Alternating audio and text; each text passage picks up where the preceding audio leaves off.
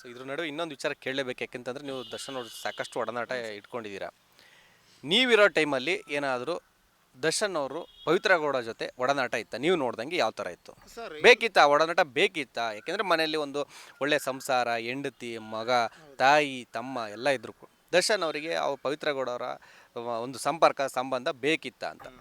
Sir ನಾನಿದ್ದಾಗ ಯಾವತ್ತೂ ಪರಿಚಯ ಇರಲಿಲ್ಲ ಸರ್. ನಾನು ಹೇಳಿದ್ನಲ್ಲ ಸರ್ ನಿಮಗೆ, ನಾನು ಲಾಸ್ಟ್ ಭೇಟಿ ಆಗಿದ್ದೆ ಸಂಗೊಳ್ಳಿ ರಾಯಣ್ಣ ಸಿನಿಮಾ ಟೈಮಲ್ಲಿ. ಅವತ್ತು ಥಿಯೇಟ್ರ್ ಫುಲ್ ಮಳೆ, ಕುದುರೆಯಲ್ಲಿ ಬಂದರು ದರ್ಶನ್ ಸರ್. ಅಣ್ಣಮ್ಮ ದೇವಸ್ಥಾನದಿಂದ ಓಡಿಸ್ಕೊಂಡು ಬಂದಿದ್ದು. ಅದೇ ನಾನು ಅವ್ರನ್ನ ಭೇಟಿ ಆಗಿದ್ದು. ಅದಾದಮೇಲೆ ಲಾಕ್ಡೌನ್ಗಳಾಗೋಯ್ತು, ಆಮೇಲೆ ನಮ್ಮ ತಾಯಿ ತೀರ್ಕೊಂಡ್ರು. ಸೊ ನಾನು ಇದರಲ್ಲಿ ಇದನ್ನು ಮಾಡೋಕ್ಕೆ ಹೋಗಲಿಲ್ಲ ಸರ್. ಮತ್ತು ಯಾವುದನ್ನು ಕಾಂಟ್ಯಾಕ್ಟ್ ಇರಲಿಲ್ಲ ಸರ್ ಅವ್ರಿಗೆ. ಅವ್ರು ಆರಾಮಾಗೆ ಈಗ ಸುದೀಪ್ ಸರ್ ಜೊತೆ ಹೆಂಗಿದ್ರು ಆ ಟೈಮಲ್ಲೆಲ್ಲ ಸಖತ್ತಾಗಿದ್ರು ಸರ್. ಬರ್ತ್ಡೇ ಟೈಮಲ್ಲಿ ಸುದೀಪ್ ಸರು ಪ್ರತಿ ವರ್ಷ ಬರೋರು ಅವ್ರ ಮನೆಗೆ. ಎಲ್ಲ ನಿಮ್ಮ ಬಾಸು ಬೇಗ ಬರೋದಕ್ಕೆ ಕೇಳೋ, ಸ್ವಲ್ಪ ಈಚೆ ಕಡೆ ಹೋಗಬೇಕು ಅನ್ನೋರು. ಅಂದರೆ ಅಷ್ಟು ಬಾಂಡಿಂಗ್ ಇತ್ತು ಅವರಿಬ್ಬರು ಮಧ್ಯ. ಅದೆಲ್ಲ ನೋಡ್ತಾ ಇದ್ರೆ ಖುಷಿ ಆಗುತ್ತೆ. ಇಲ್ಲಿ ಫ್ಯಾನ್ಸ್ಗಳೆಲ್ಲ ತಂದಿಟ್ಟು ಸರ್ ಅವ್ರವ್ರುಗಳು ಚೆನ್ನಾಗೇ ಇದ್ದಾರೆ ಸರ್. ಬಟ್ ಏನಂದರೆ ಅವ್ರವ್ರ ಕೆಲಸದಲ್ಲಿ ಅವ್ರವ್ರು ಬ್ಯುಸಿ ಆಗಿದ್ದಾರೆ ಅಷ್ಟೇ. ಬಟ್ ಈ ಫ್ಯಾನ್ಸ್ಗಳು ಮಾಡಿರೋ ಕತೆಗಳಿಗೆ ಇಂಡಸ್ಟ್ರಿನೇ ಒಂಥರ ಹೊಡೆದಾಕ್ಬಿಡ್ತಾರೆ ಸರ್. ಆ ಥರ ದಯವಿಟ್ಟು ಅದಕ್ಕೇ ನಾನು ಮಾಡೋಕ್ಕೆ ಹೋಗ್ಬಿಡಿ ಅಂತ ಹೇಳೋಕ್ಕೆ ಇಷ್ಟಪಡ್ತೀನಿ. ಆಮೇಲೆ ಅವ್ರಿಗೆ ಮತ್ತು ಲೇಡೀಸ್ ಅಂದರೆ ತುಂಬ ಭಯಭಕ್ತಿ ಇತ್ತು ಸರ್. ಇಲ್ಲ ಅಂದರೆ ಸರ್ ಯೂಶಲಿ ಈಗ ಜಿಮ್ ಮಾಡಿಕೊಂಡು ಟಿ ಶರ್ಟ್ ಹಾಕ್ಕೊಂಡು ನಿಂತ್ಕೊಂಡಾಗ ಎಷ್ಟೋ ಜನ ಲೇಡೀಸ್ ಭಯ ಪಡ್ತಾರೆ ಬಂದು ಮಾತಾಡ್ಸೋದಕ್ಕೆ.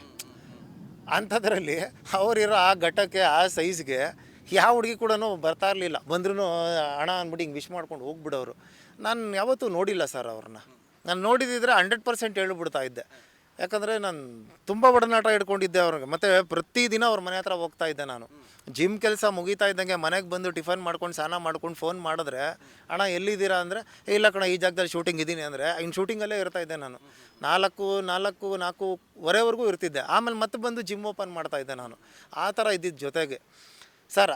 ಅವ್ರ ಫೋನ್ನ ನನ್ನ ಕೈಯಲ್ಲಿ ಕೊಡ್ತಾಯಿದ್ರು ಸರ್. ಸ್ಯಾಮ್ಸಂಗ್ ಗ್ಯಾಲಕ್ಸಿ ನೋಟ್ ಅಂತ ಏನು ಫಸ್ಟ್ ಬಿಟ್ರಲ್ಲ ಸರ್, ಶೂಟಿಂಗ್ ಸ್ಪಾಟ್ಗೆ ಹೋಯ್ತು ಅಂದರೆ ಇದೊಂಚೂರು ನೀವು ಇಟ್ಕೊಂಡಿರೋ ಫೋನು, ನಾನು ಆ್ಯಕ್ಟ್ ಮಾಡ್ಬಿಟ್ಟು ಬಂದ್ಬಿಡ್ತೀನಿ ಅಂತ ಹೇಳೋರು.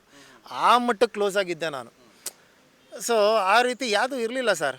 ಏನಂದರೆ ಈಗ 8 ಸಿನಿಮಾ ಇದೆ ಸರ್ ಅವರ ಕೈಯಲ್ಲಿ. ಈಗಿನಿರೋ ಪರಿಸ್ಥಿತಿಗೆ ಒಂದಷ್ಟು ಜನದ್ದು ಹಣಗಳನ್ನ ವಾಪಸ್ ಕೊಟ್ಟಿದ್ದಾರೆ. ಇನ್ನು ಯಾವ ಸಿನಿಮಾ ಅಗ್ರಿಮೆಂಟು ಸೈನ್ ಹಾಕಿದ್ದಾರೆ ಗೊತ್ತಿಲ್ಲ ಸರ್. ಅದು ಈಗ ಅವರು ಈಚೆಗಡೆ ಬಂದಾದ್ಮೇಲೆ ಮತ್ತೆ ಅವ್ರು ಆಚೆ ಬಂದು ಮತ್ತೆ ವರ್ಕೌಟ್ ಮಾಡಿ ಮತ್ತೆ ಆ ಫಾರ್ಮಿಗೆ ಬರಬೇಕಲ್ಲ ಸರ್. ಅದು ಟೈಮ್ ಹಿಡಿಯುತ್ತೆ, ಬೇಜಾರಾಗುತ್ತೆ ಸರ್ ಅವ್ರನ್ನ ನೋಡ್ತಾ ಇದ್ರೇ. ಆ ಥರದಲ್ಲಿ ನೋಡಿಬಿಟ್ಟು ಇವತ್ತು ಹಿಂಗೆ ನೋಡ್ತು ಅಂತ ಹೇಳಿದ್ರೆ, ರಾಜನ್ ಥರ ಇದ್ರೇ ಚೆನ್ನಾಗಿ ಸರ್. ಇವಾಗ ಅವ್ರ ಗಾಡಿಗಳಲ್ಲೂ ಅಷ್ಟೇ. ಅವತ್ತು ಜಿಮ್ಮಿಗೆ ಬರ್ತಾಯಿದ್ದು ಟಾಟಾ ಸಿಯಾರ ಗಾಡಿ, ಫಸ್ಟ್ ಗಾಡೀಲಿ ಅವ್ರು ಬರ್ತಾಯಿದ್ದು ಆ ಟೈಮಲ್ಲಿ. ಅದಾದಮೇಲೆ ಇವತ್ತು ಫೋರ್ಡ್ ಗಾಡೀಲಿ ಬರ್ತಾರೆ. ಸೊ 10 ಕಾರ್ ಹೋಗುತ್ತೆ ಅವ್ರು ಬಂತು ಅಂದರೆ. ಏನು 40-50 ಜನ ಬರೋರು ಅವ್ರ ಜೊತೆ ಬಂತು ಅಂದರೆ ಒಂದು ಟೀಮು ಸರ್. ಆ ರೀತಿ ಸಪೋರ್ಟಿವ್ ಆಗಿದ್ದರು ಎಲ್ಲರೂ.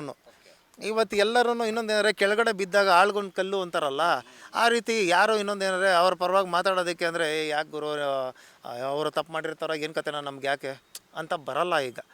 ಸೊ ಅವರೆಲ್ಲ ಏನು ಹೇಳ್ತೀವಲ್ಲ ಸರ್, ಫೇಕ್ ಫ್ರೆಂಡ್ಸು, ಒಂಥರ ಫೇಕ್ ಅಭಿಮಾನಿಗಳು ಅವರೆಲ್ಲ.